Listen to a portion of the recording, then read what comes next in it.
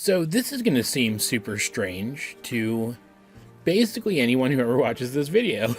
Because if you're watching it as I'm uploading it, you're like, what the heck? What is this? This is so random for right now in AJ's programming. But if you're watching this as part of the playlist of Steven Universe reviews, you're also going to be like, what? What is this? Everything looks entirely different from the review that came before this. And that's because recently, as I was going through my channel and updating the look of a lot of my video thumbnails, I realized that even though I'm like 90% sure I did talk about this episode somewhere, my review of it just isn't here. This is Onion Friend, the second of the Onion Trio, I guess. And not an insignificant episode, since this happens in the midst of the Pearl Garnet breakup saga, and is like an Amethyst character-focused episode in that respect, in a limited kind of way.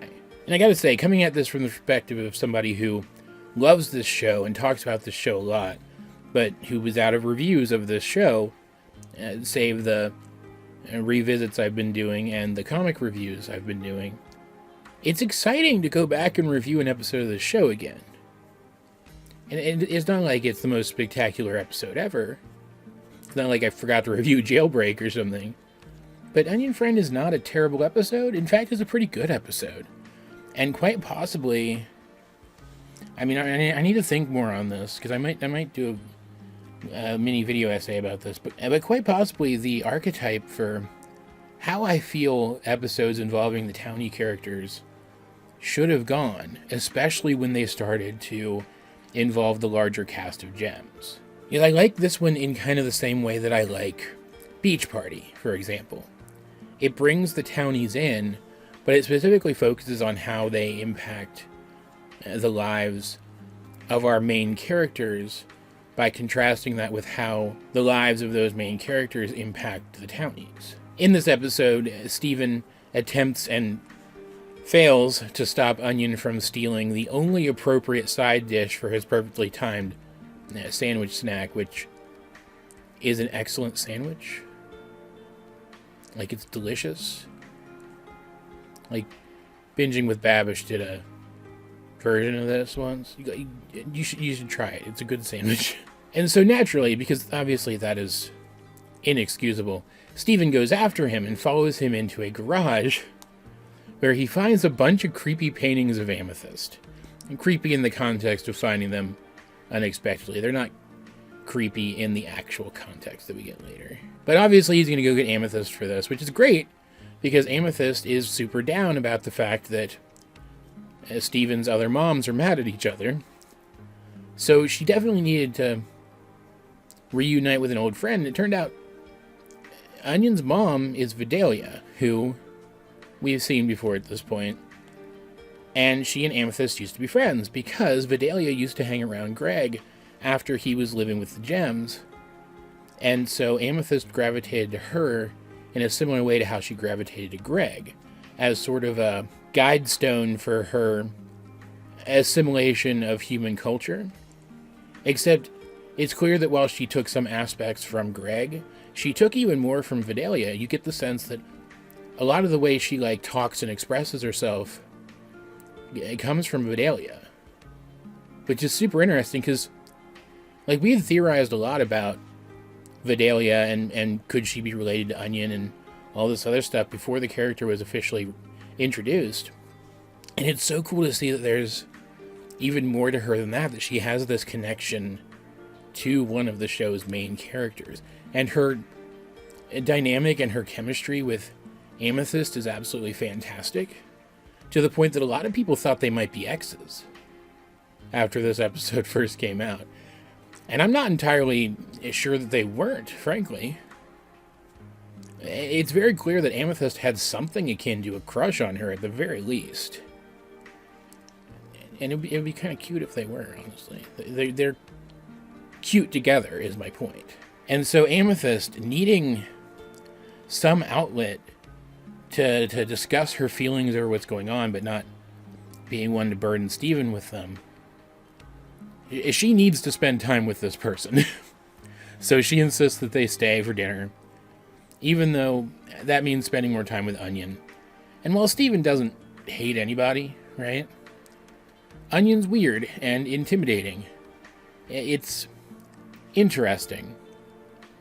Steven is great at relating to people, but only really if they're people whose way of expressing themselves he can immediately understand.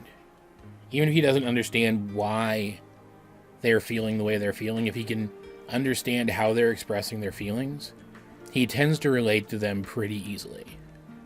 But he just doesn't understand Onion at all. In fact, he thinks Onion doesn't like him. But Vidalia insists that Onion talks about Steven positively all the time.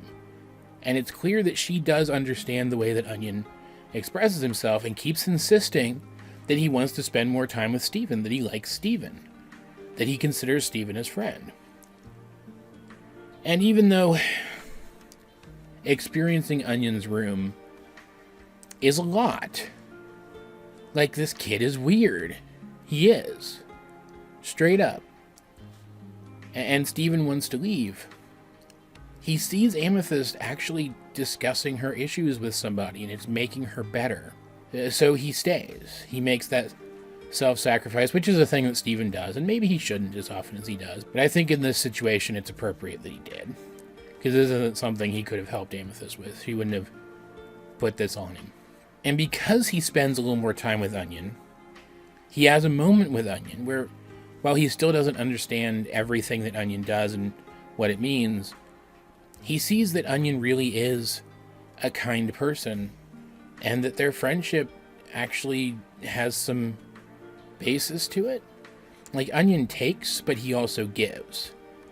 And, you know, maybe he should be reined in a little bit in that first thing, but, like, that doesn't make him a bad person. It just makes him an unusual person. And there's nothing wrong with that. It's kind of like, literally, we just got this in Keystone Motel with the gag about Steven not liking the square pizza. Steven is someone who is better for broadening his ability to appreciate people and things. And Onion is the square pizza of the human characters who live in Beach City. And in the end, he comes out of it with a rare collectible, which, I mean, if you couldn't tell, that's something I'm all for. So, end of the day, I think this whole interaction was a real win for him. He broadened his horizons, and he got a figurine out of it. What more can you want?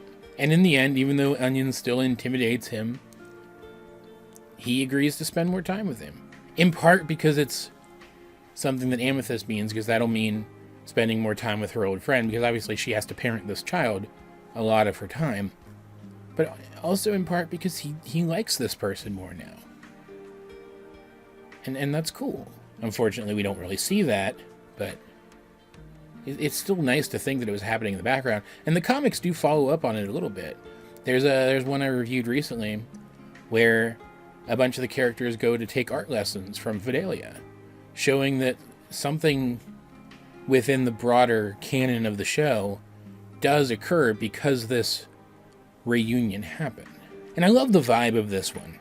Going to this house that we've never seen and spending time in this person's room that we've never seen, and it's got weird places in it that don't really have a direct parallel in, like, other people's houses with Onion's secret room and stuff.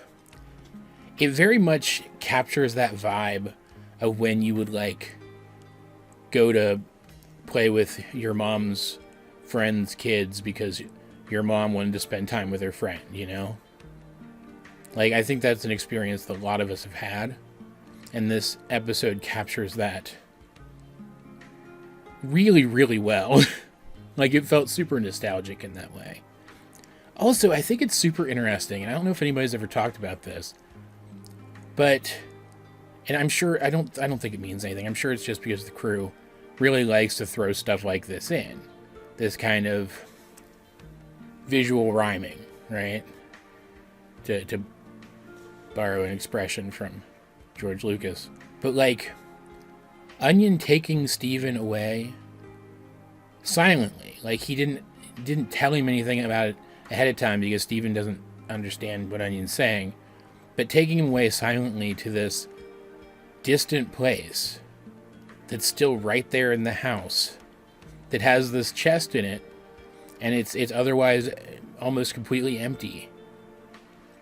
Very much parallels Rose's weird pocket dimension inside Lynes' Mane, and her storing her treasures away there. And even the way that Stephen got there, with him being guided there silently by Lion. It's just really cool to think about. Like, there were all these theories back in the day, obviously. Like, oh, Onion is secretly White Diamond, or Onion is secretly some other lost gem, which is the only one of those that's actually possible anymore.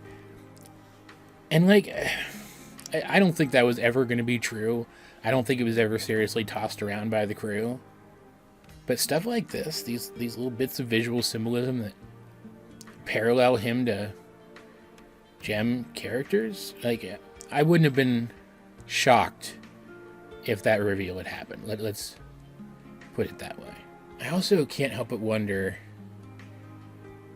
this was before Bismuth, right? Oh yeah, totally. Yeah, it was like 30 episodes before Bismuth. I wonder if Stephen going into this pocket dimension and finding this woman there, that being the gallows figure that Onion gives him, was them hinting that we were gonna get a character reveal out of Lyon's pocket dimension. I could totally buy that as something the crew did. Headcanon accepted. End of the day, Onion Friend is a really good episode. It's, again, nothing like super mind-blowing, but I'm really glad I got to go back and talk about it again. Weirdly enough. Like, I've been doing my revisit series to go back and talk about these episodes, but actually getting to dig in and analyze one from top to bottom again has been really fun.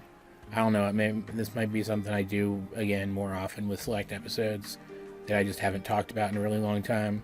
We'll have to see. We'll have to see what comes of that. End of the day, though, what do you think of the Steven Universe episode Onion Friend? If you have seen it, let's get a discussion going in the comment section down below. And while you're down there, you might as well check out the various links to my social media, as well as the many ways you can help out the channel. Those will be in the video description. But either way, this has been AJ22, and I will talk to you guys later.